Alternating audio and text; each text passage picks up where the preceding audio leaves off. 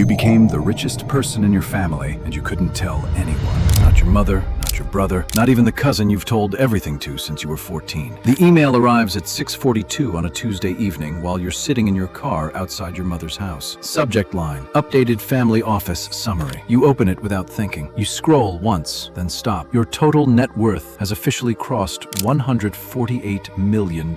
You read the number again, then a third time. You lock your phone. You don't smile. You don't celebrate. Instead, you sit in the driveway for almost 9 minutes. Because somewhere between reading that number and opening the front door, you realize something. You are now the richest person in your family, by far, and you have absolutely no idea how to tell them. Inside, nothing has changed. Your mother is finishing dinner. Your older brother is complaining about gas prices. Your uncle is explaining why he'll probably work another 5 years before retiring. Your niece runs past you carrying a stuffed rabbit with one missing ear. Your mother asks if you can slice the bread. You do. Nobody notices your hands shaking slightly. Nobody knows the phone in your pocket contains a number capable of changing every financial problem in this room forever. You sit down, pass the potatoes, laugh at the same jokes you've heard every Thanksgiving for the last 15 years. Everything feels perfectly ordinary, and somehow that makes the secret heavier. You didn't grow up poor. People use that word too easily. There was always food. The lights stayed on. Birthdays were celebrated. Christmas happened every year, but money always arrived with instructions. Your father used to stand in the kitchen every Sunday evening with a yellow envelope: cash, rent, utilities, groceries. Whatever remained stayed inside the envelope until next week. If someone suggested ordering pizza on Wednesday, your mother would quietly open the envelope first. Not because she didn't want pizza, because she needed permission from the numbers. You noticed that long before you understood it. Your mother had another habit. Every jar became a storage container. Coffee jars held screws. Cookie tins held sewing supplies. Ice cream tubs held leftovers. Nothing was ever thrown away if it could serve another purpose. You thought it was strange as a child. Years later, you realized it wasn't about containers. It was about security. People who grow up believing resources disappear learn to give every object a second life, sometimes a third. When you were 13, your class planned a weekend ski trip. Everyone talked about it for weeks. You brought the permission slip home. Your father looked at the price, folded the paper, set it on the counter. "I'll see what I can do." You knew exactly what that sentence meant. He wasn't saying no, he was buying time. 3 days later, you told your teacher you didn't feel well enough to go. You weren't sick. You just didn't want your father to apologize again. That afternoon, you learned something children should never have to learn. Sometimes love looks like pretending you didn't want something in the first place. Everything changed when you turned 17. Your father's truck broke down outside a small industrial warehouse. While the mechanic worked, you watched a man walk across the parking lot. Old work boots, faded jeans, a sweatshirt with paint stains. Nothing expensive, nothing impressive. Yet every employee greeted him by name. The warehouse manager stopped his conversation to shake his hand. Even the mechanic stood a little straighter. After he left, you asked who he was. The mechanic laughed. "He owns the warehouse, the trucking company renting it, and the land behind it." You looked through the dusty shop window. The man climbed into a 12-year-old pickup truck and drove away.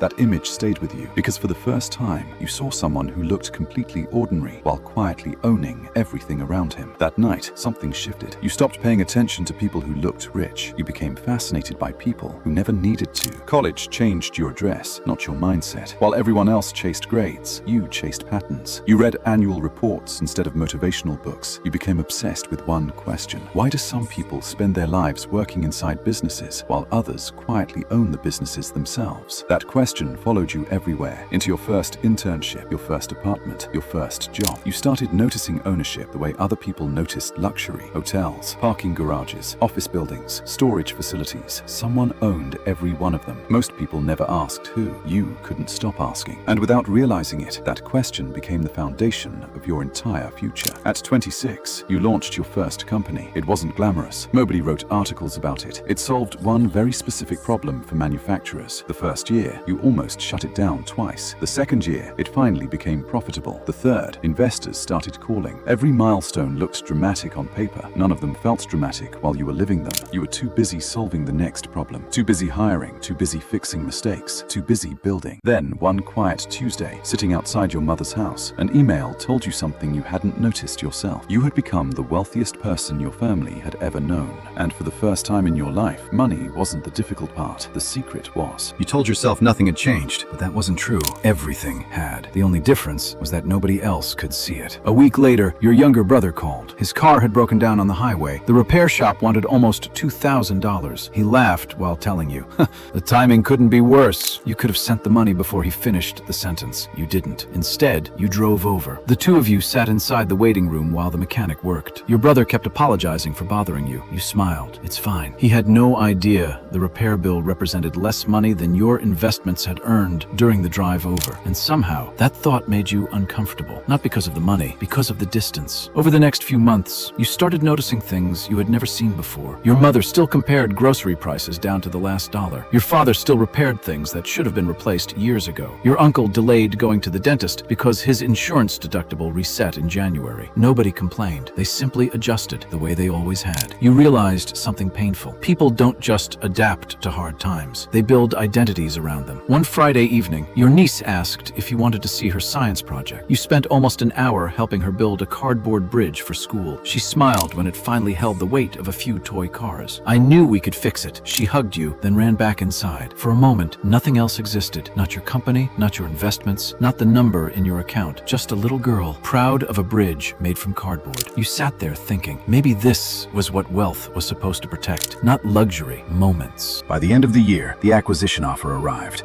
You had expected negotiations. You hadn't expected the number. $148 million.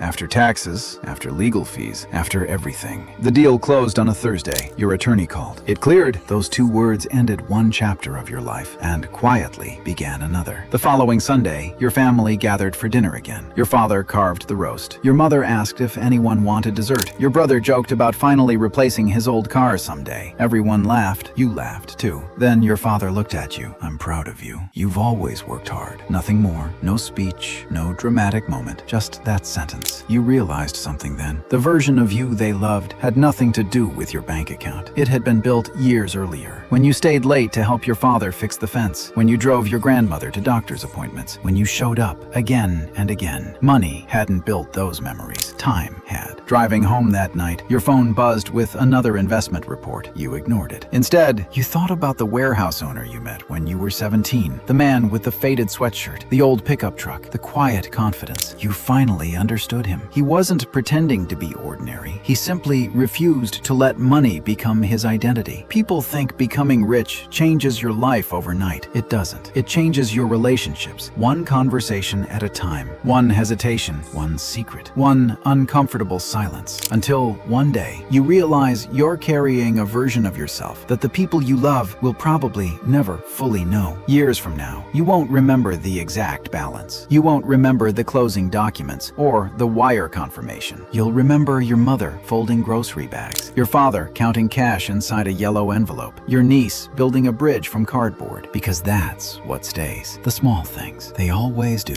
Money changed your future, but those ordinary moments built the person who was capable of creating it. And maybe the richest person in your family isn't the one who has the most money. It's the one who can protect the people they love without ever making them feel poor.